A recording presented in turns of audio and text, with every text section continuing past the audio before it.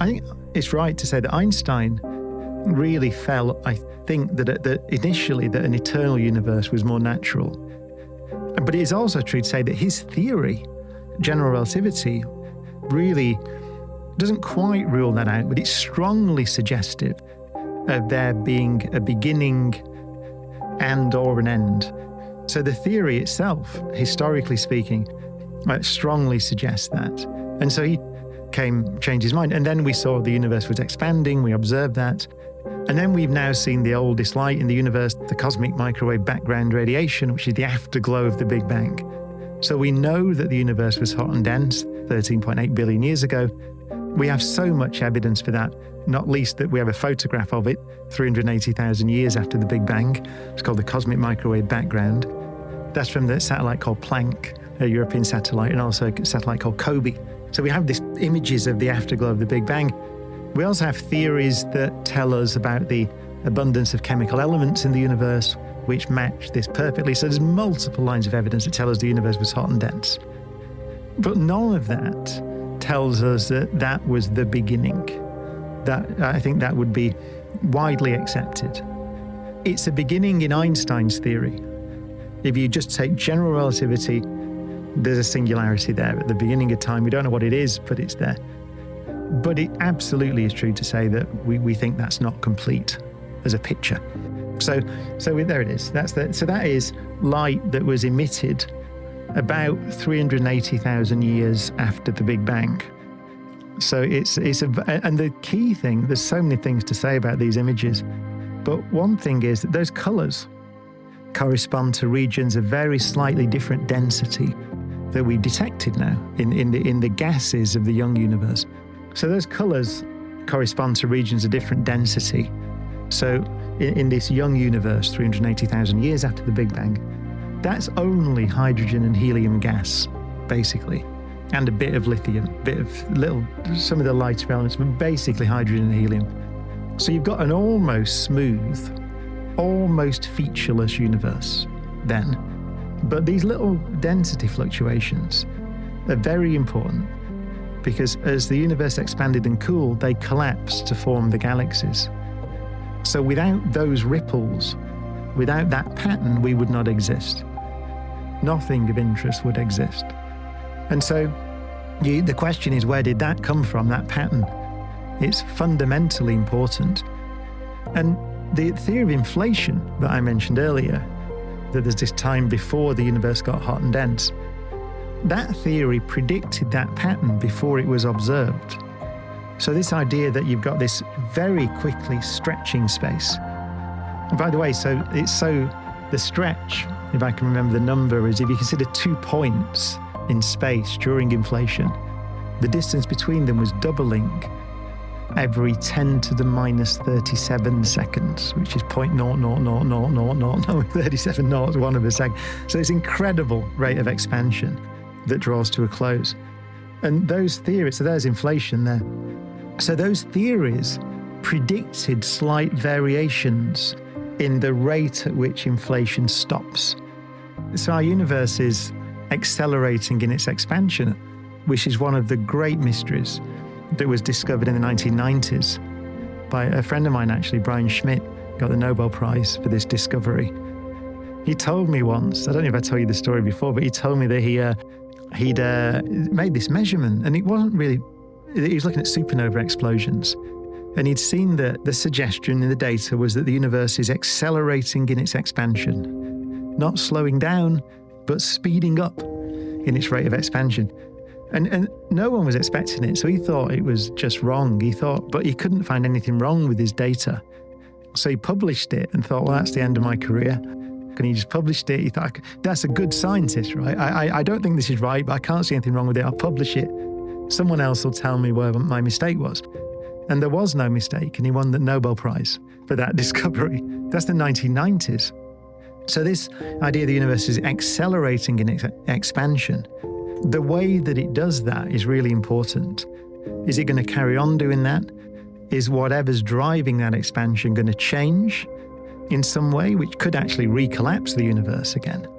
We give it a name, by the way, dark energy, this thing, but we don't know what it is. I think it's very fair to say. But it looks a bit like inflation, but it's way slower. So maybe they're linked, maybe it's the same kind of thing. We don't really know. And so it's one of the great mysteries. So, but the universe, it looks like the universe is going to continue to expand forever and to continue to accelerate.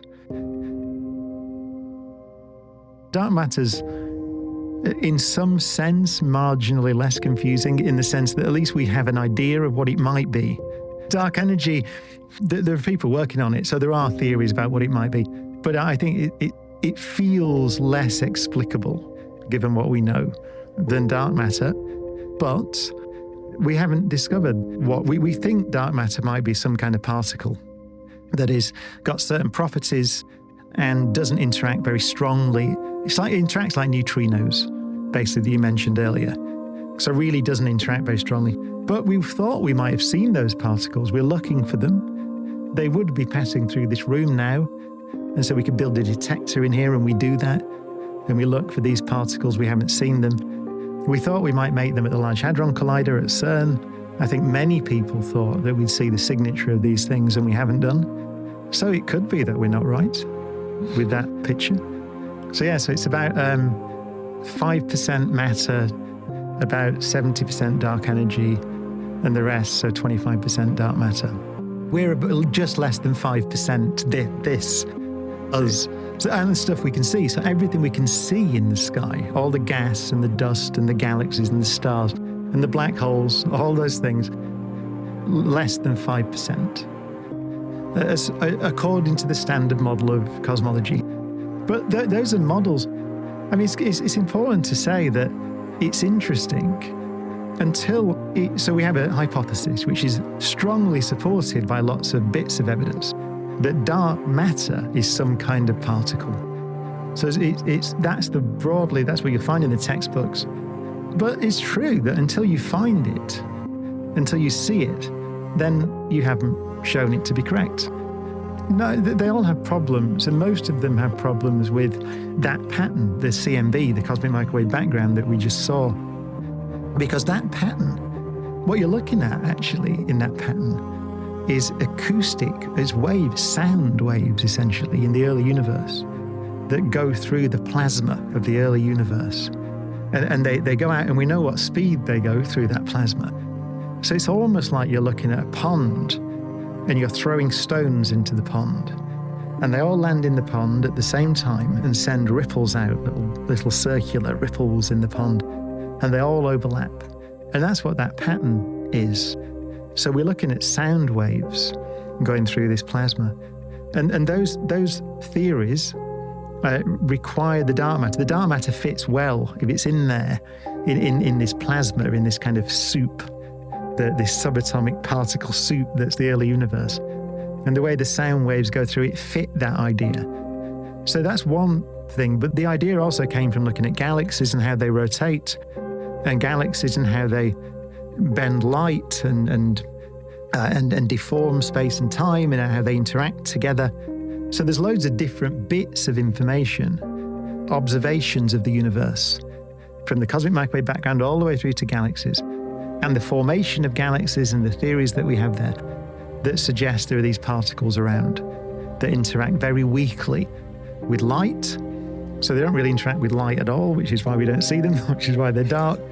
That's just like a neutrino, right? So like heavy neutrinos, and actually there was a theory once that maybe they were heavy neutrinos, but that's kind of disfavored now. And so we have loads of kind of different bits that fit. This is how you do science. You start with a theory and you make a load of observations, and you can infer things and you get a consistent picture. But very importantly, until you find it, until you really find that particle, then you don't know. So you might say, how do you know it's there? Which is a good question, right? I mean, if we've not detected this stuff, how do you know? And it's from Einstein's theory, really. So it's from gravity. It's from looking at the way that galaxies rotate and the way that these sound waves move through the early universe and the way that the universe expands. Because the way the universe expands is related to the stuff that's in the universe. So we can weigh the universe and find out what kind of different things are in there. by looking at the way it's expanded and how that expansion history has changed over time. So it's all what you do with science, which is why it's true that you can criticize any one bit of it. And people will. So online, you'll see in the comments under this, there'll be people saying, what about this, what about this, what about this? And it's true that you can pluck away and pick away at any piece of it. But the way it tends to work is when you have this kind of consensus view of something, it's because you have multiple observations that all fit a particular hypothesis. And by changing one of them, by changing the explanation of one of them, you tend to mess the whole other thing up. You mess the wider description of multiple phenomena up. You mess it all up. So it's quite hard to find other theories at the moment that will fit all of those different observations. I mean, another example would be the age of things. It's interesting that we can measure the age of the Earth, right? And you measure it in geological processes, radioactive dating and so on, and you can kind of measure the age of the Earth. You can measure the age of the sun in a different way. You can measure it by looking at called helioseismology. So you can measure how much helium is in the core of the sun. And the sun shines by making helium from hydrogen. So by measuring the amount of helium in the core, by looking at basically sound waves, it's like an earthquake, but sun quakes. You can measure how much helium's in there so you can get an estimate of the age of the sun. And then you can get an estimate of the age of the universe by measuring how it's expanding and using Einstein's theory. The fact that they all fit with the picture of a universe that's 13.8 billion years old, a sun that's 4.5 billion years old, a planet that's 4.5 billion years old, the fact that it all fits it's quite an intricate model. And so you could say, well, I argue with the measurements of the age of the Earth. Maybe I don't like the radioactive dating or something, and people will say that. But the thing is, it's a consistent picture with multiple different observations. And same with dark matter. So the standard model of cosmology is you have, as I said, about 5% matter, 25% dark matter, 70% dark energy. It might be wrong, but it fits loads of different independent observations. So it's a consistent picture. So Stephen Hawking, back in the 70s, published a paper. The initial one was called Black Hole Explosions, which is a great title for a paper. He calculated, he found out that black holes, in his language, he said black holes ain't so black. Like they glow in the sky, like coals in the sky, and they radiate. And so over time, they lose energy and mass and ultimately disappear over huge timescales. And that's so important. And I show this picture in the show, that if you go into Westminster Abbey and look on the floor of Westminster Abbey, on Stephen's memorial stone, then you find his equation for the temperature of a black hole literally chiseled in stone on the floor of an abbey. Right? So you might say, why? Why is it so important? This was the key. This was this Rosetta Stone idea in trying to understand what happens to the stuff that fell in. It was when you thought these things existed forever, which is pre-Hawking, right? Then you think, well, it's okay, it gets locked up inside, it can never get out, we don't care. But the thing evaporates away, one day it will be gone. So then suddenly you have to be faced with this question, what happened to everything then? If I throw a book into a black hole, is it somehow possible in the far future, if you collect all this so-called Hawking radiation that comes off, is it possible to reconstruct the information in the book? And that's been a question, simple question, that's driven this tremendous amount of research for 50 years. And it was pretty much solved in 2019, actually, in 2020. Pretty much. I mean, there's still a huge number of questions. But roughly, the statement is everything comes out again, all the information comes out. So everything that fell in principle, in the far future, you could reconstruct the information of everything that fell in. It's an astonishing idea. Because the last thing I'll say is that before that, before the Hawking papers and before this modern understanding, inside a black hole, just according to Einstein, sits the end of time, which is an astonishing thing to say, because we can see them. We have a photograph of one of these things in the center of a galaxy, two actually now. And when you look at that photograph, you're looking at the end of time in space. So then you think, well, if things go to the end of time, how does everything get out again? And that's the content of this tremendous work in theoretical physics. This work, studying black holes, it's one of those things that a certain kind of person says is useless, right? You say, why? Who cares, right? It turns out that the techniques that are being developed and the understanding that's being gained from looking at these things has got a very strong crossover with building quantum computers, right? Which is the quantum computers are in laboratories now. They have a tremendous potential to revolutionize our civilization. Incredibly powerful computing devices. So what happens when a star is burning its fuel, like the sun is now? What's happening is that the sun is carrying out nuclear reactions in the core. They're called nuclear fusion reactions. That releases energy and that keeps the star up. But the star is burning a lot of fuel.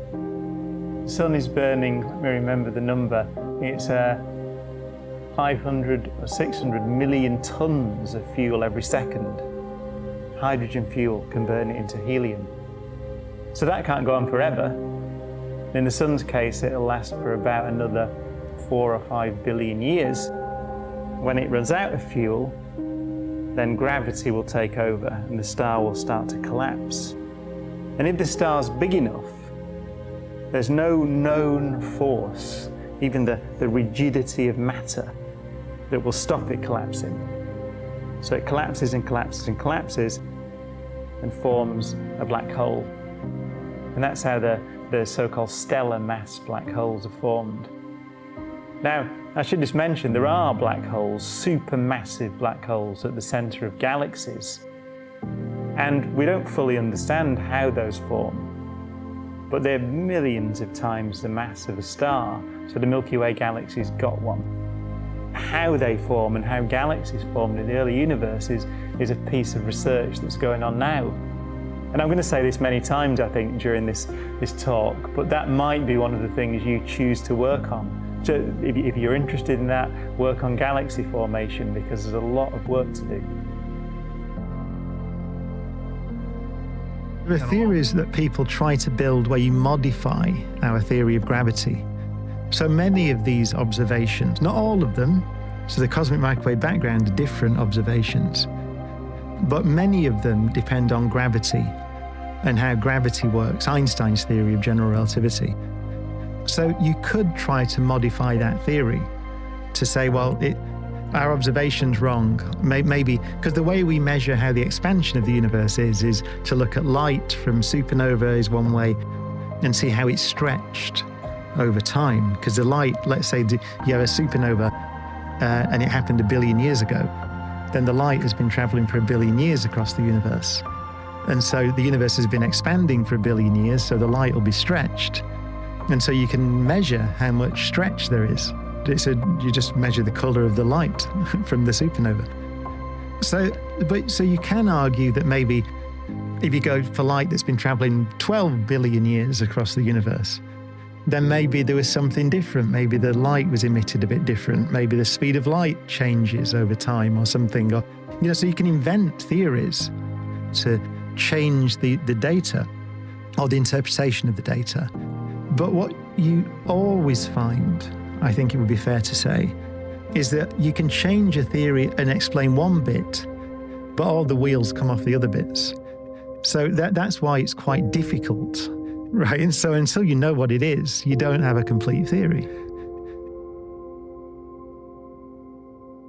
I think what we're seeing is that we don't understand how structures formed in the universe. We have a reasonable idea, but we don't understand the detail. There are several sort of proposed observatories. And also, by the way, gravitational wave detectors, so we've got LIGO, which is on the ground. There are proposals to put one in space, which is called LISA.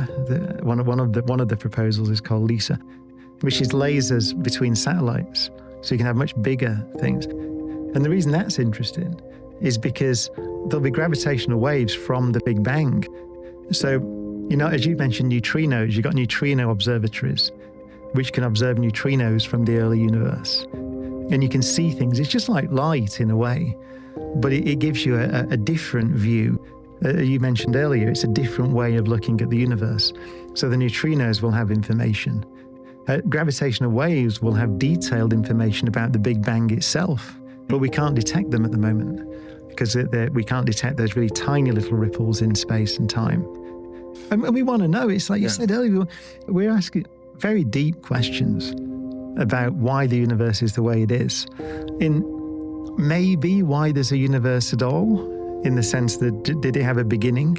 And if so, what does that mean? What does it mean for something like this to begin? I find it fascinating and the most exciting thing of all is that we don't know. And that's so important, by the way. And just to reiterate, I think it's often missed when you're talking about the beauty of science and the value of science. It's almost not the knowledge. It's almost like the opposite of the knowledge. It's just this idea that I think it goes back to what we were talking about earlier. I hadn't really thought about this connection before, but it's that I was pushing back on you saying, I don't know, what would it mean to know everything? I don't think I'd like that. And you were saying maybe you would, maybe that's what it means, nirvana, maybe achieving enlightenment. But I find that the most human I feel, I think, is when I'm on the edge of the known. So it's the fact that there are mysteries in the universe, profound mysteries, to me is one of the things that makes life worth living. Yeah, I mean, it's always a cliche, but it's true. A friend of mine, an astronomer, always says when people criticize these spacecraft and they say, the Webb, let's say the James Webb Space Telescope, it was, $6 billion or so. But it's appropriate to point out that nobody put $6 billion in a suitcase and launched it on the rockets. And the $6 billion didn't go into space. It was spent on Earth. And what is often the case, so putting aside the glory and wonder of the discoveries that are made, you are paying people to do high-tech jobs and do research and build machines that operate at the edge of the possible. And history tells us that tends to be extremely useful. You're inventing things and trying to do things that are difficult. And that expertise never stays in one place. It then spreads out across our civilization in ways that you can't really predict or even quantify. How will the universe end? Well, the current best guess or best estimate is that it will carry on expanding forever. And the reason I say that is because actually, one of your great scientists in Australia, Brian Schmidt, got the Nobel Prize for discovering that the universe is accelerating in its expansion, which is a great mystery, because before that discovery, we thought, well, gravity is always attractive.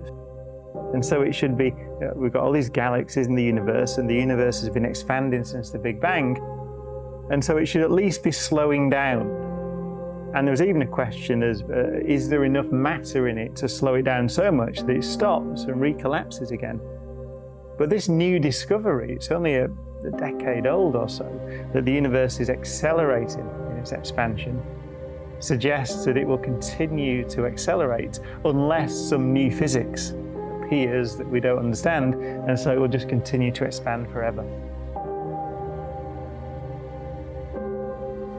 In cosmology, I say this in the show as well, it's one of the most challenging subjects because at one level it makes us feel very, very small and insignificant. And it's true, physically. I mean, the Earth is one planet around one star amongst 400 billion stars in one galaxy amongst 2 trillion galaxies in the part of the universe we can see. But you're right, if you ask the question about life, the answer is we don't know. We've found nothing alive beyond the Earth. But admittedly, we haven't been very far or looked tremendously hard. Although we are looking hard now on Mars, because we suspect there might have been microbes on Mars, because there was once water on Mars and it was geologically active. And all the things that we think led to the origin of life on Earth were present on Mars around the same time, about 3.5 to 4 billion years ago. So we wouldn't be surprised if we find that microbes existed, probably subsurface on Mars, or maybe on some of the moons of Jupiter or Saturn where there's water today. However, nobody expects anything more complicated than a microbe. And it's interesting, if you look at the history of life on Earth, you have microbes around 3.8 billion years ago, pretty much, not long after the Earth formed in geological time.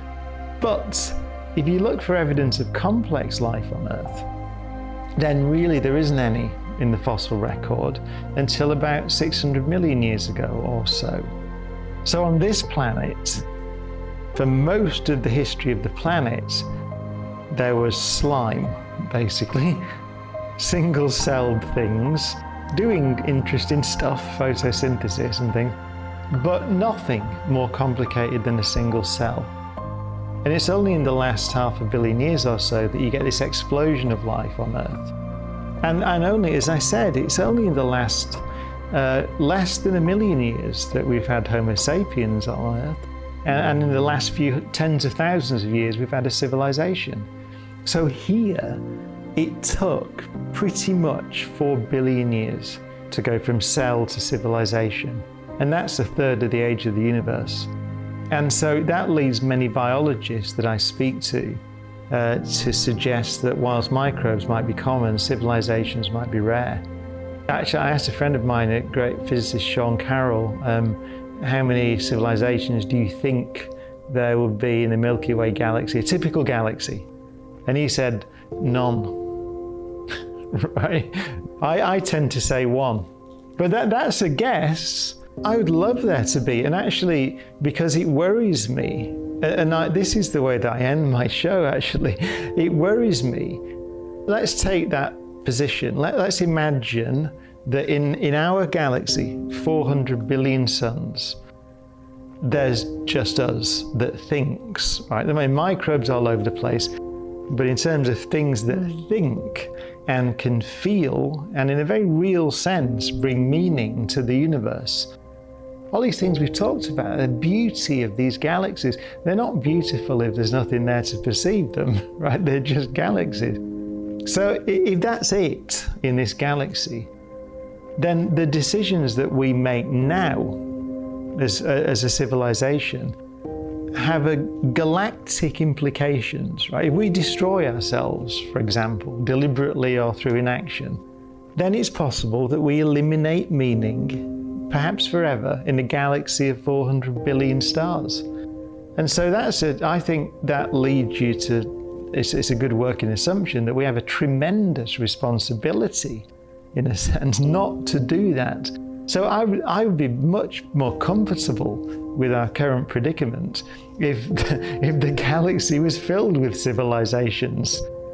Then I'd say, well, okay, it would be rather stupid of us to eliminate all this beautiful culture and science and art and music that we've built up.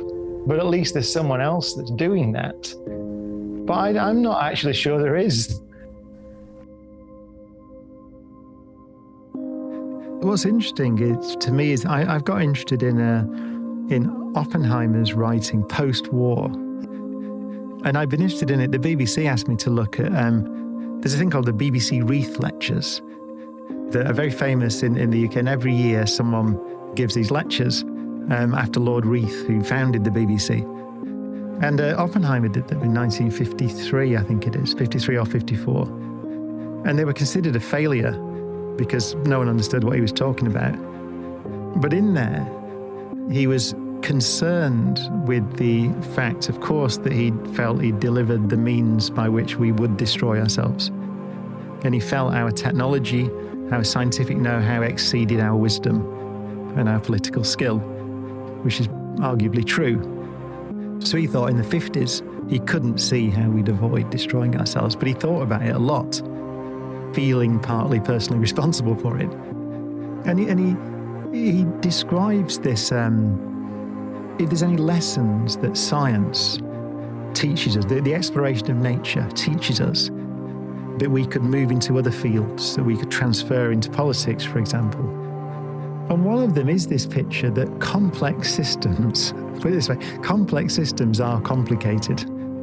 So he's talking about looking at quantum mechanics, for example, and it gets complicated. And you say, what is an electron? It's this thing, it's a particle-like, point-like thing, or a big extended wavy thing that, what is it? It behaves in all these strange ways. We don't really have the language or the mental capacity to picture it.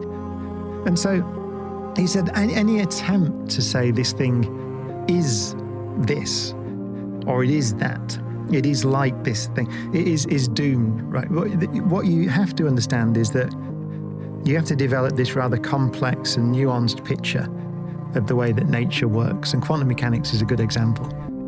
But he said, so it is with human societies. So in a society, what is it? It is at one level a load of individuals, like little particles. And they have their own needs and desires, and they have their views and strongly held views. And so should they, by the way. There's a great quote from, I think, early 60s from Oppenheimer, where he says that to be a person of substance, you need an anchor. So you need to believe things, and you need to argue for things. You need to take positions. You have to have a morality. You have to have a politics, right, basically. Otherwise, you're not a person of substance. But he says at the same time, of course, you have to recognize there's a society. So there are lots of people with anchors, and you might strongly disagree with that anchor, and they might be wrong, right? Their anchor might be nonsense. But the challenge of politics is to avoid war. I read somewhere recently, someone said, I can't remember who it was, but said that democracy is a technology to avoid civil war. That's what it is. So you've got to understand that whilst you have and should have your firmly held position, you have to find a way, and it feels almost contradictory. You have to find a way of understanding that the society as a whole is a complex mixture of all these different little particles with their own anchors and their own positions. And what is the goal? So it is the goal. It often feels to me that politics at the moment, the goal is to win an argument. It often feels like to convince enough people that your view is the right view. And that obviously is part of democracy, right? It's the way it works, right? You argue for your position, and then you get 4 or 5 years to do your thing, and then someone else can take over. But also, I think the thing we're missing at the moment is perhaps more fundamental function of democracy, which is to avoid war. Because if you can avoid war, especially with the power that we have now, you have the time to sort the rest out. But if we can't avoid war, we don't. And I think that, and Oppenheimer wrote that he knew that in the 50s. And it feels to me more that we're back full circle now. It feels to me we've almost forgotten, we seem to have forgotten that the primary function of democracy is not to ensure that your side wins. The primary function of democracy is to ensure there's a chance for the other side to win at some point in the future. There's a theory, and it's actually someone I've met several times. Neil Turok is one of the physicists who works on this. He's a cosmologist. He's now in Canada at the Perimeter Institute. And he talks about the fact that there may be extra dimensions in the universe. So we could think of not just imagine that you can't picture 4 or 5 or 6 dimensions. So imagine that we're just living on a sheet of paper, let's say. Then there are theories where here's our universe floating around.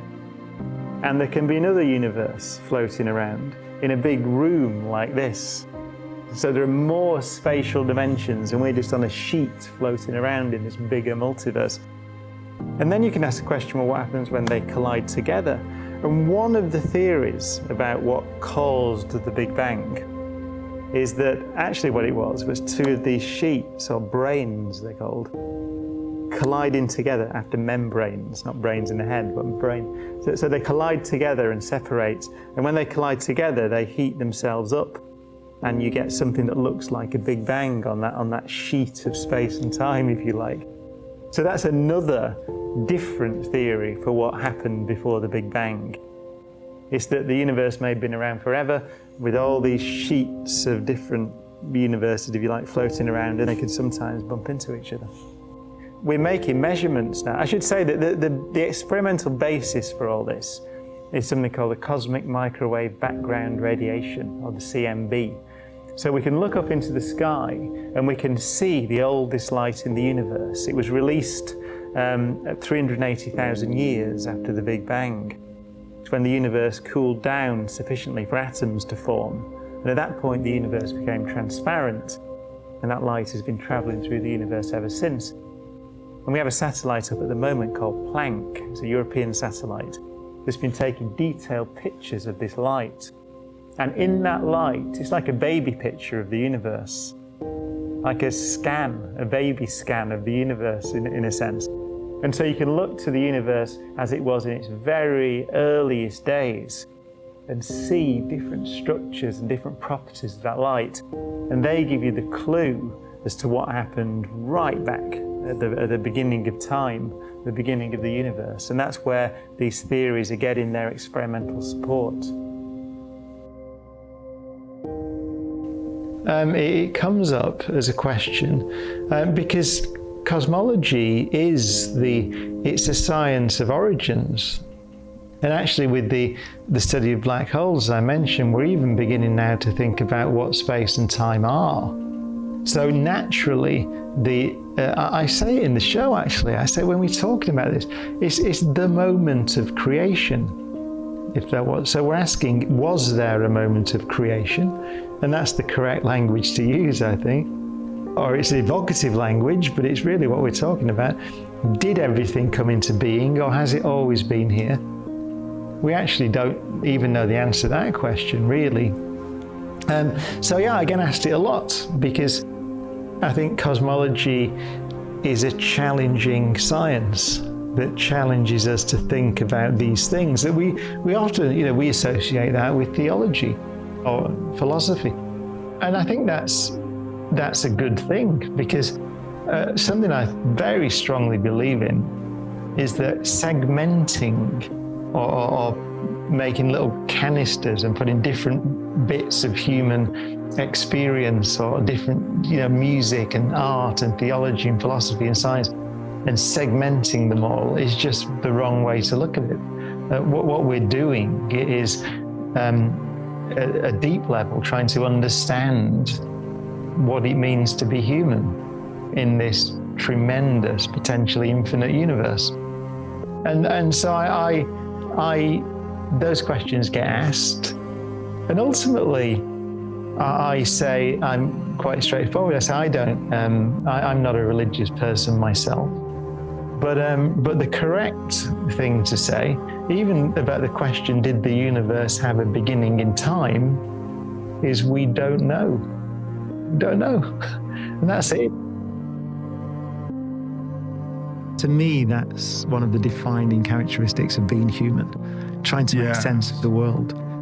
And that's why, by the way, I don't like to get into sort of arguments with people who have different views, different belief systems. My sort of baseline position is, if you're curious and you're interested and you want to know how things happened, that to me is common ground that we can share.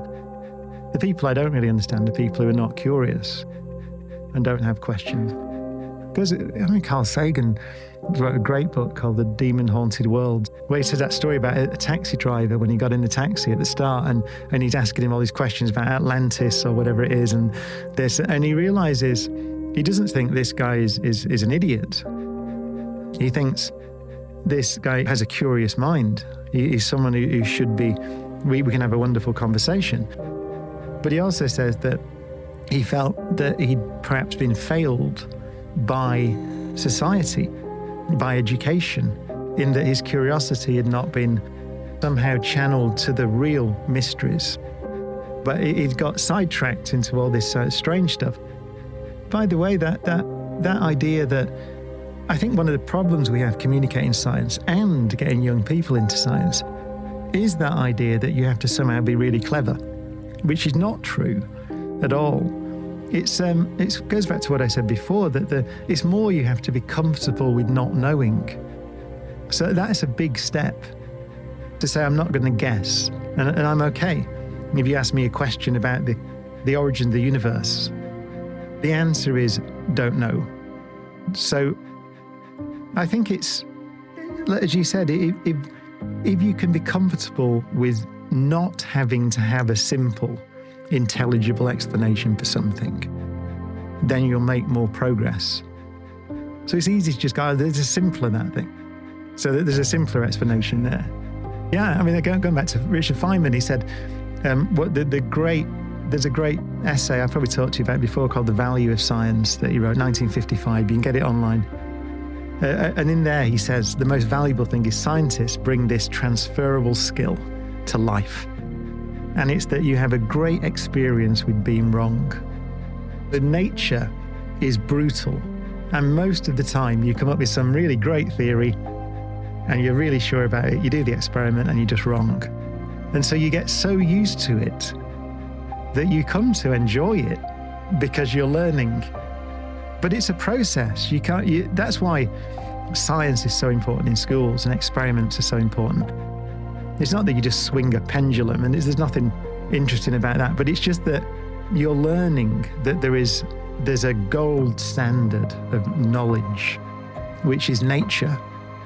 And as Feynman said, it doesn't care who you are, or what your title is, or what your name is, or you may have been elected with 99% votes in whatever it is. It doesn't matter. Nature just doesn't care. And so the more you interrogate nature, even as a kid at school with a little experiment with a battery and a light or something, you learn that there's a reality, and you learn what it takes to acquire reliable knowledge about the world. And reliable knowledge is important. How do we form a view of, and it can be very important questions. It can be questions like, what happens if we carry on putting greenhouse gases into the atmosphere, for example? Whatever your politics are, it's a legitimate question, a good question. And so how do we then address that? You can't do it by going back to your political affiliation or your belief system. You've got to try and understand this complicated system, which is the climate of a planet.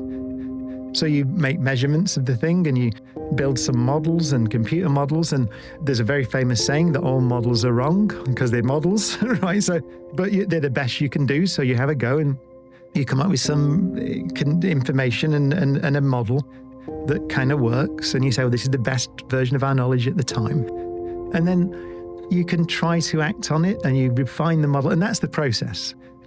But that idea of how can we acquire reliable knowledge that we can trust, which might not be right and is very likely not completely right, but it's the best we can do at the time. That's what my definition of science would be. It's nothing more or less than the best picture we can manage of how nature works at any given moment. It's not a truth. It's not something by its very nature. The way that science works is it may be shown to be incorrect or not particularly great a model tomorrow. But I would define it as the best we, and by we I mean our civilization, the best we can do. And so we act on that. I don't see any other way to act as a civilization other than with that, the best we can do. Yeah, it's a remarkable instrument. I mean, you think of the predecessor, which is the Hubble Space Telescope. I think it's almost impossible to imagine a world without that. Even if you don't know the images that we're familiar with of the universe, many of them, the spectacular galaxies and star-forming regions, they're from Hubble. But the Webb is a significant step forward. And technically, one of the most important things is it can see what we call longer wavelength light, or infrared light. And that's important because if you think about, we want to see the first galaxies forming. So we want to understand how the first stars and galaxies formed in the universe. And so what you do is you look far out into the universe. And because light travels quite slowly across cosmic distances, let's say you have a galaxy that's the most distant one you can see with the naked eye is about 2 million light years away. So that means that the light has been traveling for 2 million years to reach us. And it's a remarkable thing actually to think when you look, it's called the Andromeda Galaxy, and if you know where you're looking, you can just catch it out of the corner of your eye. If you think about it, you're seeing that as it was 2 million years ago. It's remarkable. I mean, it began its journey before we had evolved on Earth. So in the time it took, and that's the nearest neighboring galaxy.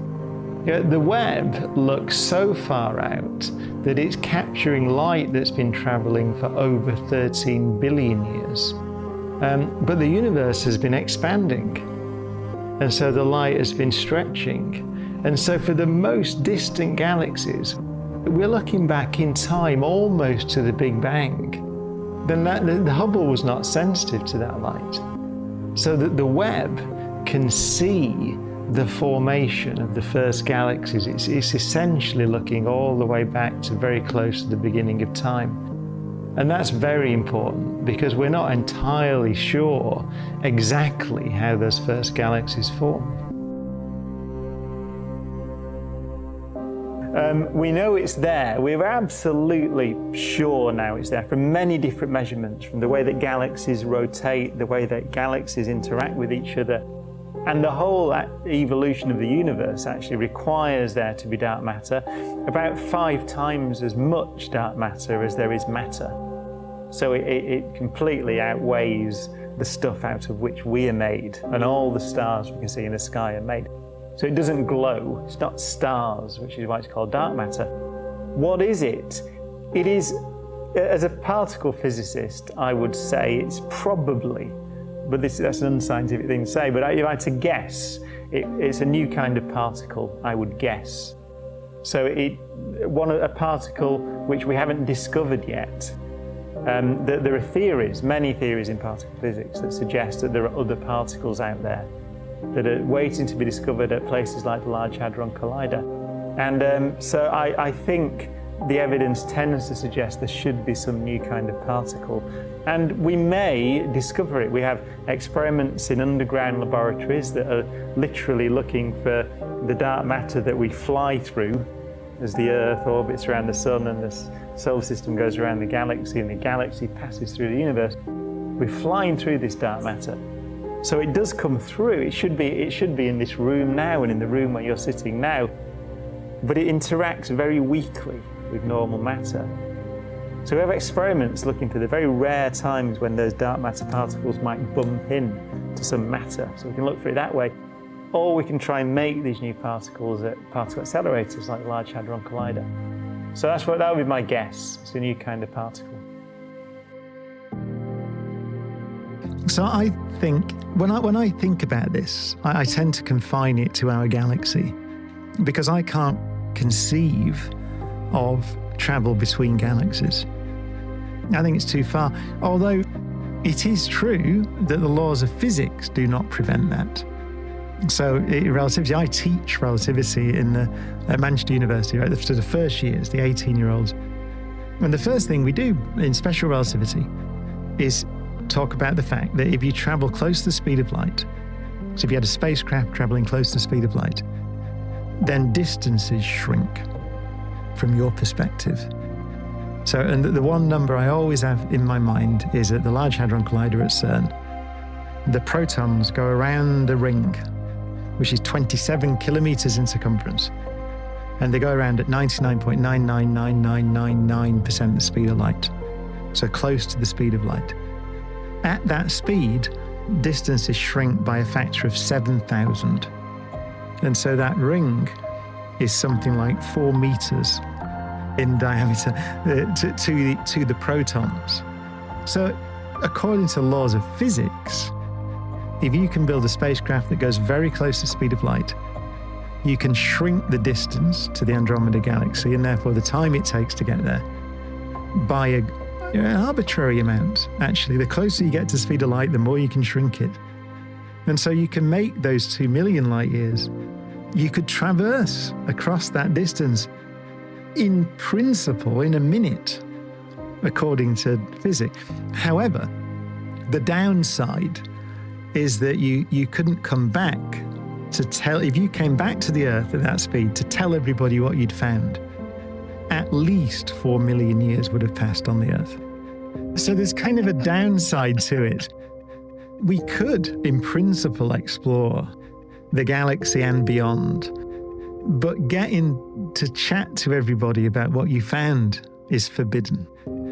Well, it's a time machine in the sense that we could go arbitrarily far into the future by flying around in a rocket very close to the speed of light. So we could come back a million years in the future and look at the Earth and find out what had happened. You can't go back, as far as we can tell. You can't build a time machine to go backwards. So these are time machines. The world is built such that a time machine, a way to think about it, the way that we teach it in undergraduate physics, is that, so in Einstein's theory, there are events, which are things that happen in space-time. So that would be an event. It's something that happens. Our conversation now is a thing that happens, space-time. And what Einstein's theory tells you is it's about the relationship between events. So let's say that we wanted to come back here tomorrow. That would be another event. We meet again tomorrow. And you can say how much time has passed between those events. In Einstein's theory, the amount of time that has passed is the length of the path you take over space-time between the events.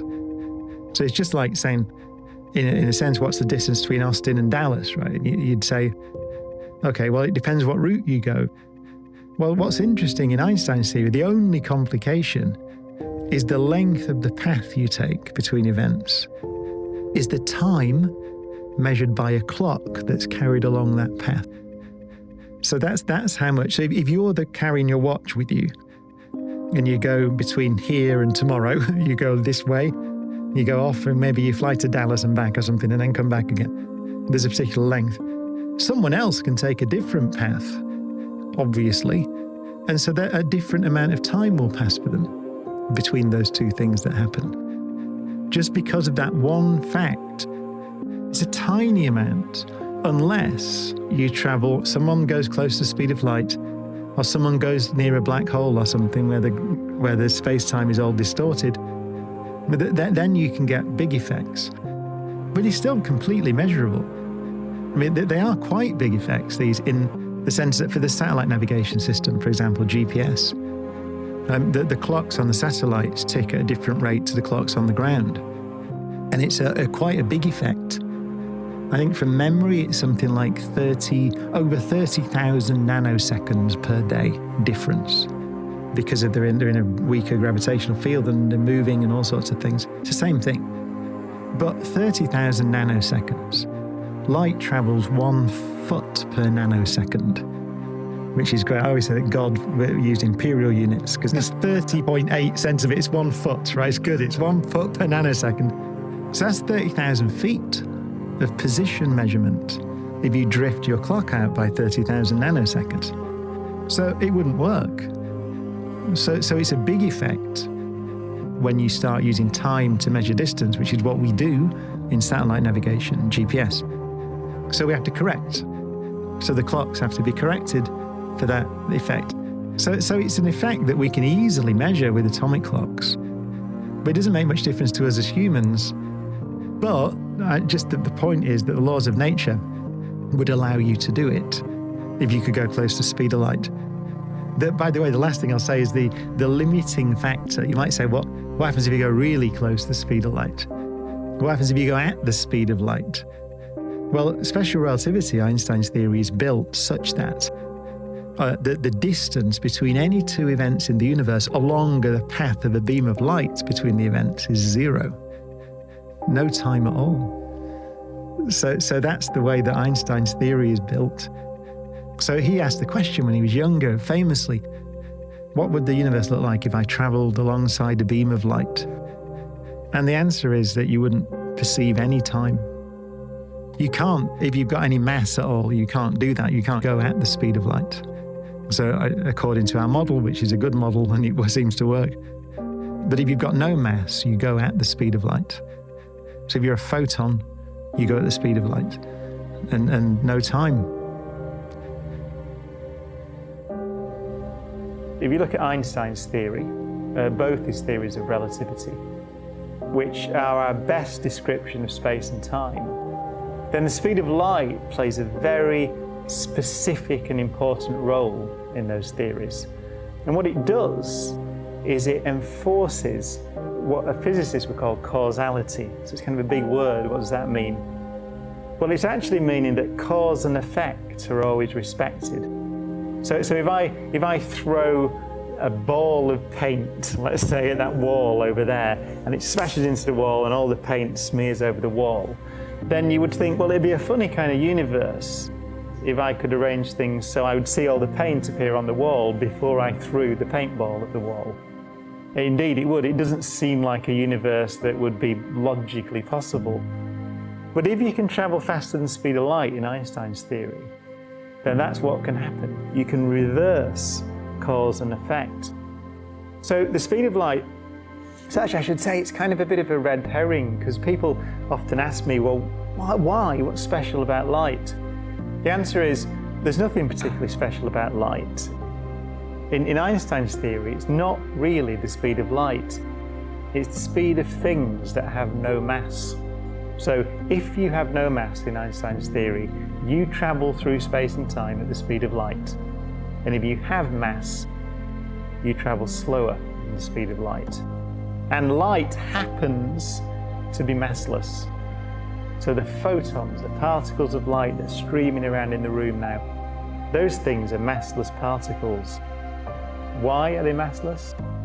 Well, we actually know the answer to that now from the Large Hadron Collider, because they don't interact with something called Higgs bosons. So we even know the answer to that. But that's the thing. So basically, if you could travel faster than the speed of light, you could do silly things like reverse cause and effect. You could time travel into the past. You could do all sorts of nasty things like prevent your parents ever meeting, and therefore seemingly preventing your own birth, which would be a paradox.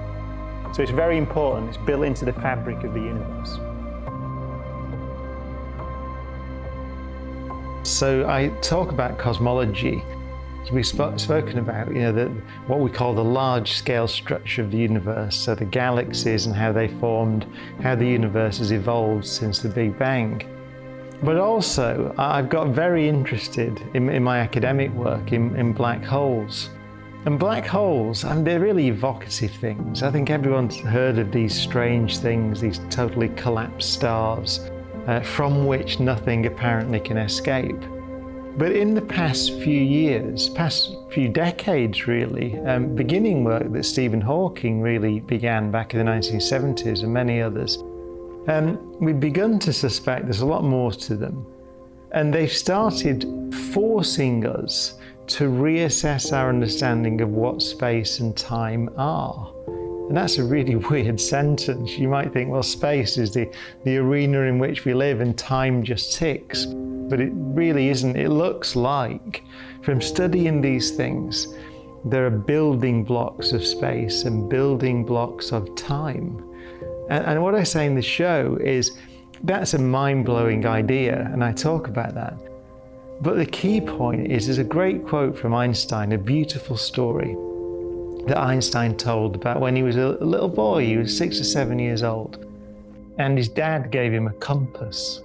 And so he looked at the compass and he saw, well, there's this thing, this needle, and it always points north, points in this direction. So there's something invisible that I can't see that underlies our reality that's making this needle point north.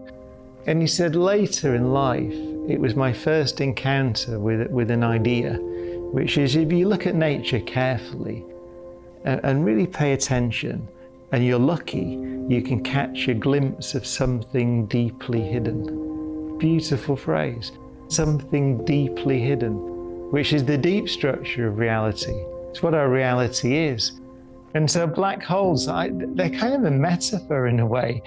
I talk about them as Rosetta Stones in the sky. They're the things that by studying them, and you say, why? Why would we study these things? Well, in studying these things, we're beginning to get a deep picture of what our reality actually is. And that's a remarkable idea, but it's a beautiful idea that runs through all of science.